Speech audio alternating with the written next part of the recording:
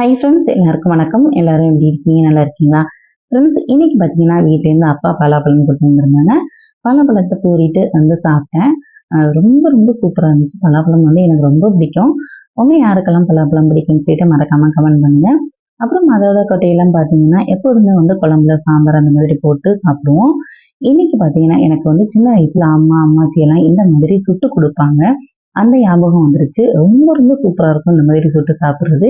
எனக்கு ரொம்ப பிடிக்கும். சரி, இன்னைக்கு இந்த மாதிரி ட்ரை பண்ணுவோம் அப்படின்னு சொல்லிட்டு ரொம்ப நாளுக்கு அப்புறம், ரொம்ப நாள் கிடையாது, ரொம்ப வருடங்களுக்கு அப்புறம் இன்னைக்கு தான் வந்து இந்த மாதிரி ட்ரை பண்றேன். சரின்னு ஓகேங்க. அதுக்கப்புறம் விறகு அடுப்புல வந்து அடுப்பு பற்ற வச்சுட்டு அதுல வந்து போட்டு நல்லா சுட்டு எடுத்துட்டேன்.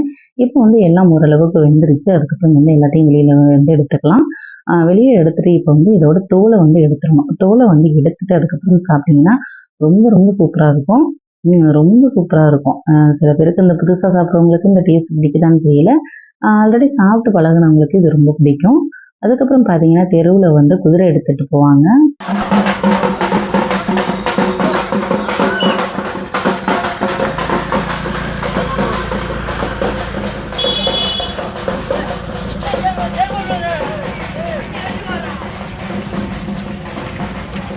இந்த மாதிரி ரோட்ல வந்து குதிரைய எடுத்துக்கிட்டு இத போய் இந்த கோயில்ல வந்து இறக்கி வைப்பாங்க. இது வந்து சிறப்பா நடக்கும். இத வந்து வெளியில நின்னு பார்த்துக்கிட்டு இருந்தோம்.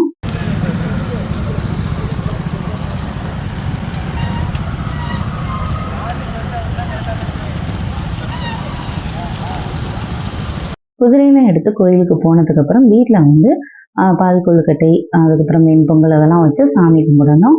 அதெல்லாம் வந்து செஞ்சு சாமி கும்பிட்டுருந்தேன். இன்னைக்கு இப்படிதான் ஃப்ரெண்ட்ஸ் போணுச்சு. Okay friends, thank you. Bye.